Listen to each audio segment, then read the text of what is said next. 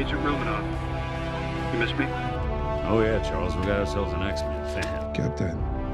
Your Highness. Captain, big fan, Spider-Man. Hey everyone. Yes, DC, yes. Oh my word, James Gunn, you beautiful human being. We've got a movie, guys, and we're about to view it right now. Hey everybody, welcome back to Film Artsy. I'm your guy, Jared Baker, and today I am going to have the delightful honor to review the Redemption Suicide Squad movie by James Gunn that has rekindled. You could tell that I'm excited about it, okay? It wasn't bad. I'll tell you right now, it did not suck like the first one. There's an old Trevor who was more just brutally injured internally by that first movie. I was so excited about it. Really pumped, went to see it, left the theater just broken.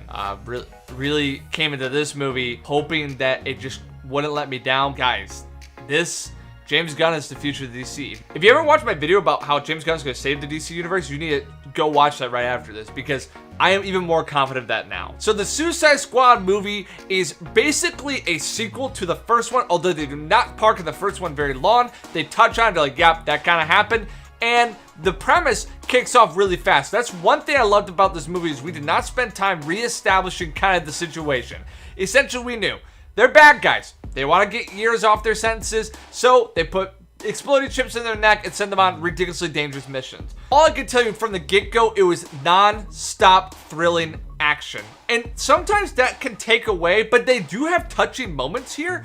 But really, all throughout this film is it's intense, bloody good action. It's very fun, and the first sequence of the movie, I was just gonna go like, what is happening?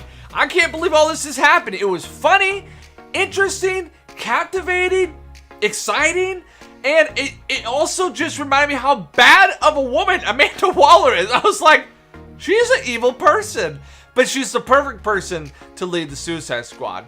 One thing that this movie gets right is its characters.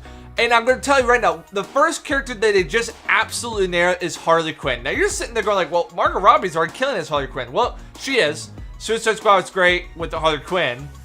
And Birds of Prey was interesting because of Harley Quinn. But both those movies, I didn't feel like quite landed the plane with her. This movie has so many good Harley Quinn moments. It's really well done. Margot Robbie it's phenomenal. There's a sequence here where Harley Quinn, I'm just going to let you know, has the most epic, bad, BA situation where you see that you know why she's part of Suicide Squad. You know why she's one of the most formidable villains in the DC universe. And she shows it, and it's amazing. And it's in her beautifully insane mind. And then there's also a moment in this movie where she does something, you're just like, that girl's crazy. That girl is straight up crazy. She was a home run every single moment of this point. Every part of this movie, she was a home run. Another character that nailed it was Idris Elba as Bloodsport.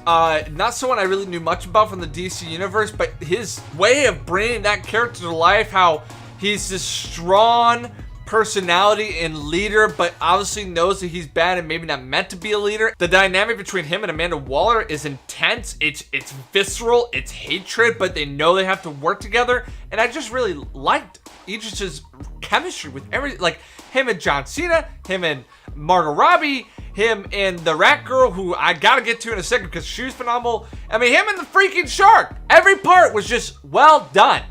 So Idris Elba is a great addition. I hope we get more Bloodsport in the future. A character that I didn't know was going to steal my heart in this movie was Ratcatcher 2. I didn't really see her in the promotions in the sense of that made me make a note of her. She plays a significant role in the movie. Her character is just so relatable, down to earth. It's sweet. It's genuine. Her backstory is interesting. She steals the show. She's phenomenal. It's her first movie, first thing in the DC universe. She's not in Idris Elba, caliber of actor, Margot Robbie caliber of actor, but she does great. Also, the shark's amazing. Sylvester Stallone does a great job. The way they made his character it's very Groot-esque, but more violent and humorous. And even Polka-Dot Man, who I just continue to believe is the person from Dark Knight and who just got polka-dot powers.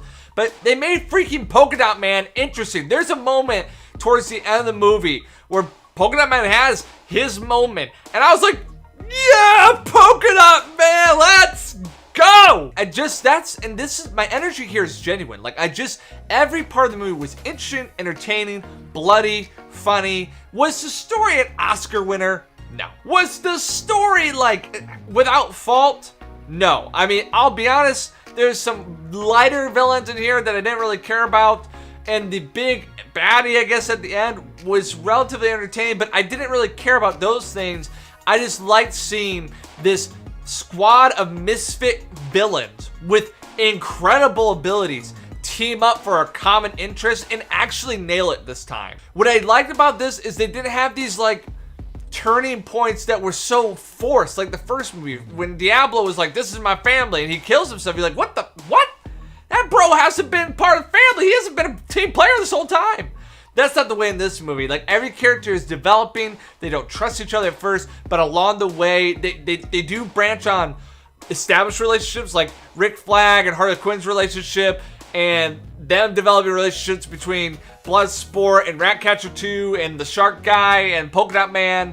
It all just leads into a really well-built chemistry. The acting is great. I think every character that they casted was well done. My only negatives about the movie was just some things just weren't perfect. It's just an awesome movie. It's really well done. Like, I'm gonna be honest, I enjoyed this far more than Black Widow. Far more than Black Widow. This was just James Gunn making the R-rated Guardians of the Galaxy in the DC universe, and every step of the way was entertaining. My main takeaways is what really elevates this movie is they've got incredible acting, and acting is not crippled by a bad script. The script is adequate and actually works. It's funny, it's violent and bloody, it is interesting to the end, and it is definitely worth going and watching. It might be top 3 best DC movie out there, if not the best one. I mean that. They did a good job, man. James Gunn. All that being said, if I had to rate this movie on a scale of 10, I'm gonna give it 8.5. Because if I have to keep this 10 scale sacred for, like, I guess really in-depth drama artistic movies, but when it comes to a superhero movie, it's one of the best out there in the sense of entertainment. Like, there's not a whole ton of depth in this movie. They do add it in layers here, but it's not an immense amount. For it just being fun to watch and engaging, and it righting the wrong of the first Suicide Squad, it gets an 8.5. I mean, it's flirting with a 9, to be quite honest. Have you watched Suicide Squad? What did you think about it? Let me know in the comments below. Did you like the new characters? I heard some people didn't like it. Let me know why, because what were you expecting? This felt, what it was marketed as, I got. What it was pitched as, I got. I was left a satisfied viewer, one who had not been wrong. Now, was the bar set low? Probably. But I was very happy. And all that being said, if you liked this video and you like Film RT, why don't you give us a thumbs up and subscribe? We really appreciate your support. And as always, guys, until next time, I will see you later.